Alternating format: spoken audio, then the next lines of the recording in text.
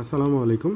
যারা এইচএসসি পরীক্ষা দিবা অথবা ইন্টারে পড়তেছো তাদের জন্য আইসিটির গুরুত্বপূর্ণ একটা চ্যাপ্টার কিন্তু তৃতীয় অধ্যায়, এবং এই তৃতীয় অধ্যায়ে কিন্তু দুইটা অংশ আছে, যার একটা অংশ হচ্ছে নাম্বার সিস্টেম। তো আমরা আজকে সেই নাম্বার সিস্টেমের কনভার্ট নিয়ে আজকে আমরা ক্লাসটা দেখব।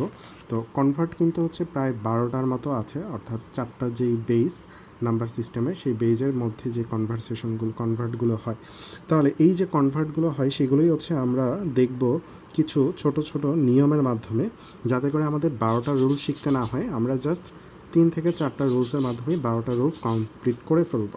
ওকে, তাহলে প্রথম যে কনভারসেশনটা সেটা হচ্ছে আমরা ডেসিমেল টু আদার। এই ডেসিমেল টু আদার্সের ভিতরে এইখানে কিন্তু আমাদের বাইনারি আছে, এইখানে আমাদের অক্টাল আছে, এখানে আমাদের হেক্সাডেসিমেল আছে। ওকে, বাইনারি বেস কিন্তু হচ্ছে 2, অক্টালের 8 এবং হেক্সাডেসিমেল 16। ওকে, এবং ডেসিমেলের যে বেস সেটা হচ্ছে 10। তাহলে আমরা দেখব খুব সহজেই কিভাবে ডেসিমেল থেকে যে কোনো কিছুতে কনভার্ট করতে বললে আমরা যাতে কনভার্ট করতে পারি। তাহলে আমাদের কিন্তু এইটা আর মাথায় রাখতে হবে না যে ডেসিমেল থেকে বাইনারি কীভাবে হবে, ডেসিমেল থেকে অক্টাল কীভাবে হবে, ডেসিমেল থেকে হেক্সাডেসিমেল কীভাবে হবে।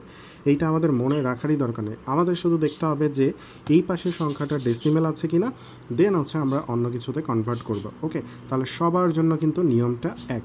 ওকে, তাহলে নিয়মটা কি? নিয়মটা হচ্ছে আমরা যদি ডেসিমেল থেকে কোনো একটা নাম্বার সিস্টেমে কনভার্ট করতে চাই, তাহলে যেই নাম্বার সিস্টেমে কনভার্ট করব, লাইক অ্যাস আমরা যদি বাইনারিতে কনভার্ট করি, তাহলে ডেসিমেল যে সংখ্যাটা থাকবে, অর্থাৎ আমি যদি একটা ডেসিমেল সংখ্যা নেই 25.75, ওকে, তাহলে এইটা হচ্ছে কি একটা ডেসিমেল নাম্বার।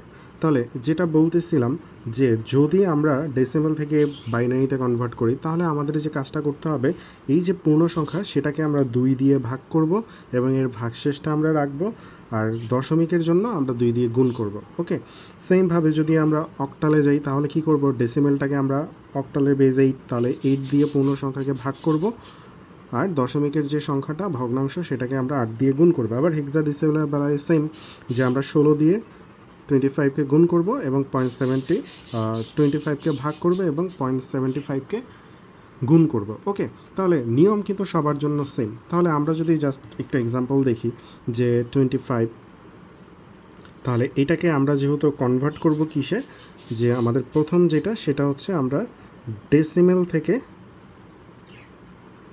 বাইনারি করব। ওকে, তাহলে ডেসিমেল থেকে বাইনারি করলে আমাদের কাজ হচ্ছে কি, বেস 10 থেকে আমরা বেস কনভার্ট করব হচ্ছে 2তে। ওকে, তাহলে পূর্ণ সংখ্যা 25কে আমরা কি করব, প্রতিবার 2 দিয়ে ভাগ করব। তাহলে প্রতিবার যদি আমরা 2 দিয়ে ভাগ করি, তাহলে 25কে 2 দিয়ে ভাগ করলে কত হবে, আমরা সবাই জানি যে 12, এবং ভাগশেষ থাকবে 1। 12কে হচ্ছে আমরা যদি 2 দিয়ে ভাগ করি, তাহলে হবে 6, ভাগশেষ 0। 2 দিয়ে ভাগ করলে 3, ভাগশেষ 0। 3কে 2 দিয়ে ভাগ করলে 1, ভাগশেষ 1।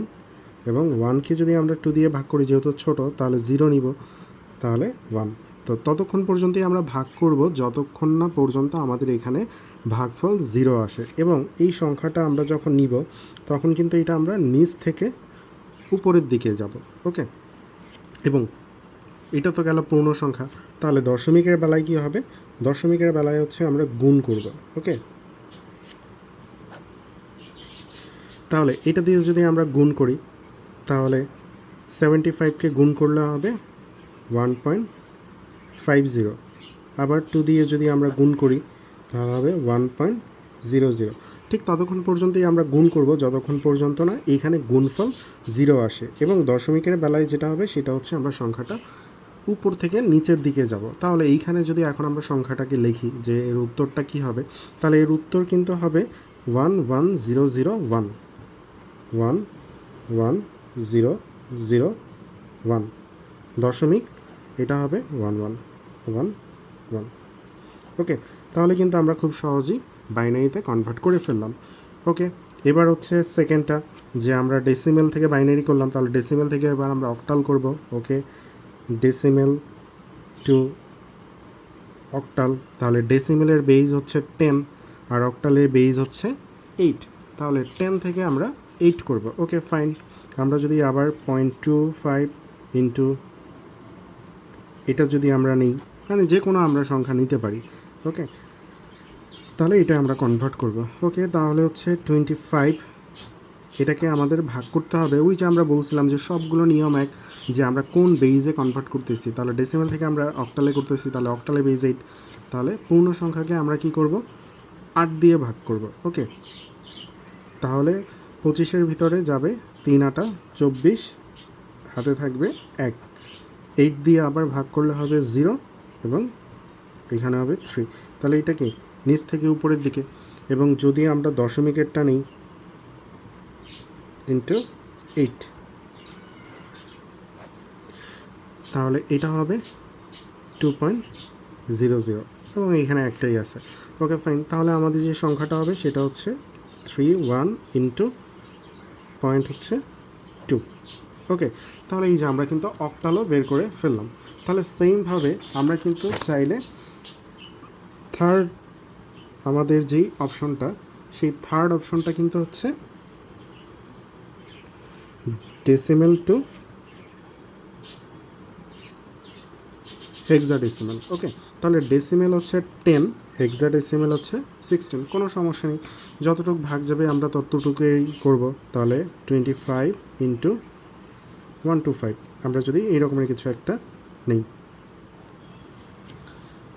তাহলে 10 ছিল, আমরা হেক্সাডেসিমেলে করব। ওকে ফাইন, যেহেতু আমরা হেক্সাডেসিমেলে করব, তাহলে 25কে আমরা ভাগ করব কত দিয়ে, 16 দিয়ে। ওকে, যে ডেসিমেল থেকে কোনো কিছুতে যেটা দিয়ে আমরা কনভার্ট করব সেটারই বেস দিয়ে পূর্ণ সংখ্যাকে আমরা ভাগ করব।